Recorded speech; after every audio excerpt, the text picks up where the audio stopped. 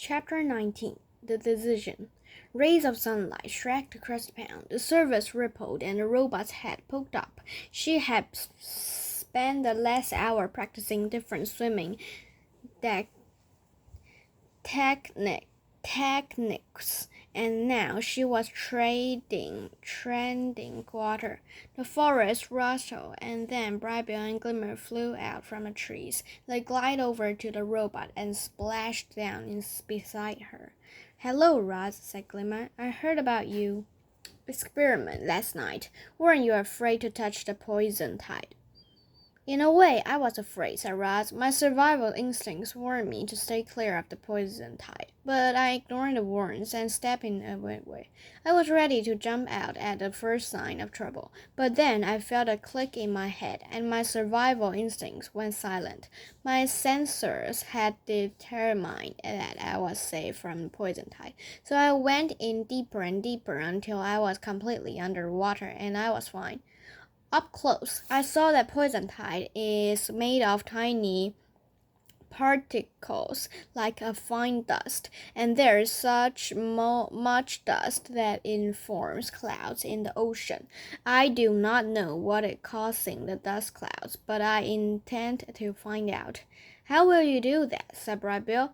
"I know now I am safe in the poison tide," said Roz, "and I am also safe in deep water. That means I can safely leave the island. I have decided to travel north to track down the ancient shark. With her help, I will find a way to stop the poison tide. My mission will be dangerous, and I might fail, but that is the chance I must take." "You shouldn't go by yourself," said Brightbill. "I could go with you. We've traveled together before. We could do it again." Glimmer looked at her mate and said, "No, Brightbill, you need here at home." "Glimmer is right," said Roz. "The island needs you now, more than ever." Brightbill shook his tail feathers, and pound water sprayed behind him. "So while you're wandering through the ocean, we're supposed to wait around and hope you solved all our problems? What if you get hurt? What if you never come back?" Brightbill's emotions swung wildly from fear to anger to pride in his mother's courage. Overwhelmed by his feelings, he dunked his head in the water to cool off, and when he lifted back up, he felt a little better. "I know I have to let you go, Ma," said Brightbill. "I know you're the island's only hope. We believe it too." "We believe in you, Roz," said Glimmer. You are doing the right thing." "Thank you both for understanding," said Roz. "I will leave in the morning." Chapter 20 The Goodbye. For a month, Roz had feared the poison tide, and now she was going to march straight into it. She stood on the northern slopes and gazed out at the ocean. Clouds of gently shimmering dust were billowing through the water. The robot's eyes drifted skyward to a wing shape high above. Brightbill was up there scanning the seas. After a few minutes, he dove down and landed on his mother's shoulder. "The poison tide gradually curves west," said Brightbill, pointing. "So if you need moving north, the water will eventually clear up." "Thank you for that helpful information," said Roz. "And the currents are strange and unpredictable," said Brightbill, "so be careful not to get turned around." "My internal compass will keep me head in the right direction," said Roz. "Also, you never know when a boat or an airship might appear," said Brightbill, "so stay underwater as much as you can to be safe." "Brightbill, I appreciate your concern," said Roz, "but please try not to worry. I am prepared for whatever I encounter. Further up the hillside, a group of animals had gathered that came to see off their good friend Roz. Everybody was counting on her to stop the poison tide. It seemed like an impossible task, but if anyone could Sussy it was the wild robot. Among the group were Loudwind, Nettle and Thorn and Beavers, and Otters. Chick stood with her 3 kids. Super floated on the breeze. Even Fink was there, lurking behind the others. However, someone important was missing.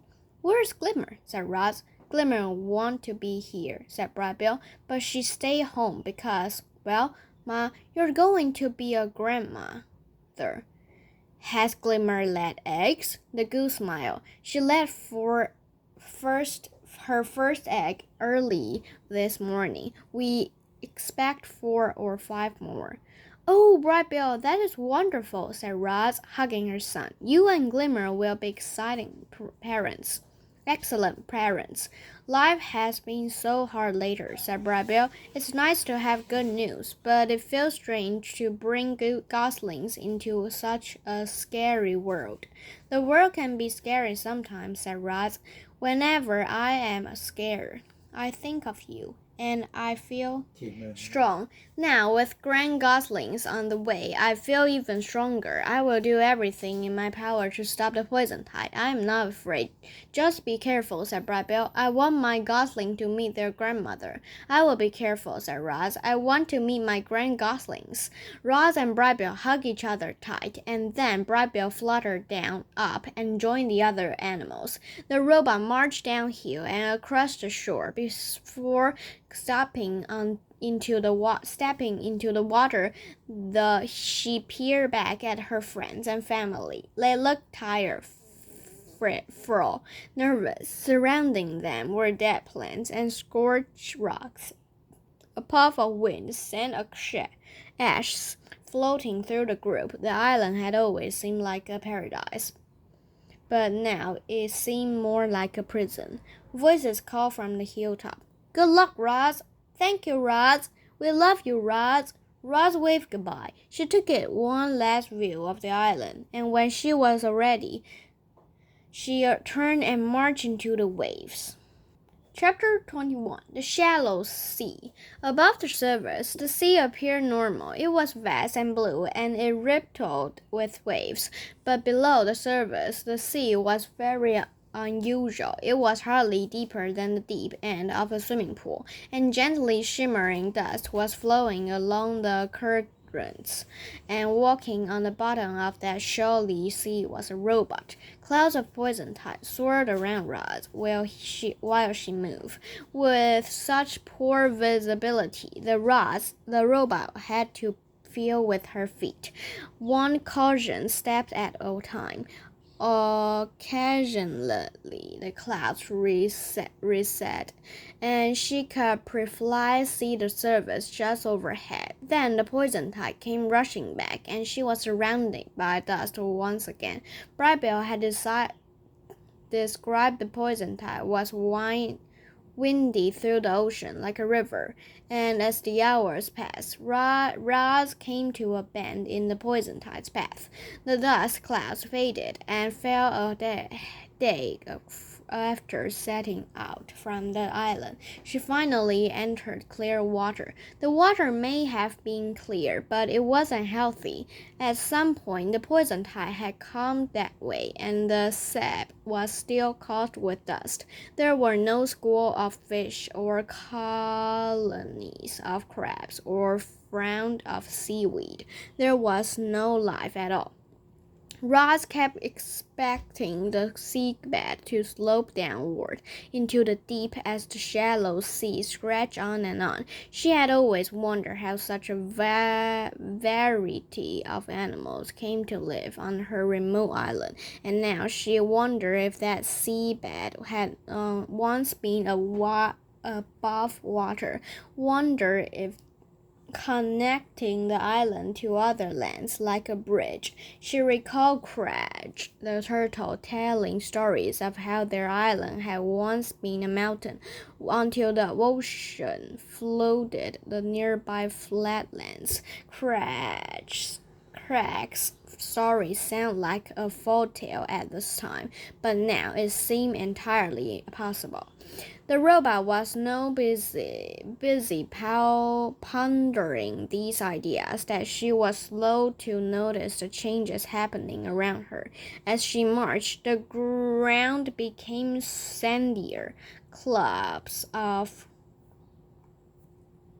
seagrass began to appear, more grass appeared, and the clumps blended together to form a meadow that whirled with the motion of the water, and there were sea sponges and corals, crabs and snails crawled out from under stone, and the fish, so many fish. There were small skinny fish and white round fish. There were dull gray fish and fish with glitter with rainbow colors. Schools of fish swept over the sea, middle like birds, over a field, and then there were the sound.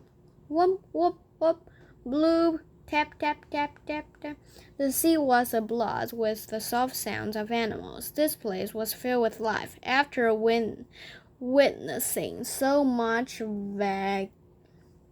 the vacation, it was a relief to see a healthy, bustling patch of water.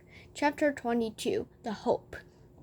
Something big was bumping along the chopping surface of the sea. It looked like a chunk of driftwood, but as Roz marched closer, she saw that it was a sea creature, slowly swimming across the current. The creature had a small head and long flippers and a large streamlined shell. "Hello, sea turtle," said the robot. "My name is Roz." "You should turn around," said the sea turtle. "The poison tide is near." "I appreciate the warning, but I am not an animal. I am a robot. The poison tide will not affect me." The sea turtle rolled his eyes and snapped, "Well, aren't you lucky? The rest of us are frightened for our lives, and you're just going for a pleasant stroll." "Actually, I'm going to stop the poison tide." "And how do you plan on doing that?" "I'm heading north in search of the ancient shark. I have heard that she is wise and powerful, and she will know what to do. Together, we will find a way." "With the ancient shark's help, you might have the shot," said the sea turtle, and his hard expression softened. "I'm sorry I snapped at you, Roz. These are tough times. Yesterday, I visited a beach where hundreds of sea turtles had laid thousands of eggs in the sand, and then the poison tide washed ashore. The ground turtles escaped, but none of the eggs survived." Roz's glowing eyes dimmed, and she said, "I'm deeply sorry for your loss. I will do everything in my power to stop the poison tide." "So there's hope?" said the sea turtle. "There is hope," said the robot. "Thank you, Roz. I'm going to tell the other sea turtles about you. We all need a little hope right now." With that, the robot and the turtle part ways and continued through that shallow sea in opposite direction. Chapter 22 The first night. The water was shallow enough that Roz could watch the sun moving across the sky. While she marched along the bottom, the bright tall ball of light wiggled and wabbled through the wavy surface overhead and sank toward the western horizon. The water turned orange and then purple and then black. Roz's first night in the ocean had begun. The robot activate her headlights, click, and light beam out from her eyes to one side. Fish dark around away to the other side. The seabed dropped sharply into the deep ocean, and that's when Roz noticed the migration. At the very edge of her vision, where her light beams faded to darkness, there was movement. Up from the deep came hundreds of thousands, millions of sea creatures. Most were microscopic, the tiniest life forms, inimaginable. Others were bigger, like fish and squid and bizarre jelly creatures. Each night they ascend to the starlight. Then, before the sun returns, they descend back into the deep. Around the world, countless sea creatures make this great vertical migration every night. Their movement churns the water, spreading nutrients throughout the depths, helping to keep the oceans healthy. And now our robot got to witness a small part of this natural wonder for herself. At that time of year, the nights were short, and a few brief hours less after the sun had set in the west, it was already rising in the east. The migratory sea creatures disappeared back down into the abysses. The water turned purple and then orange and then bright blue. Ra's first month in the ocean had ended.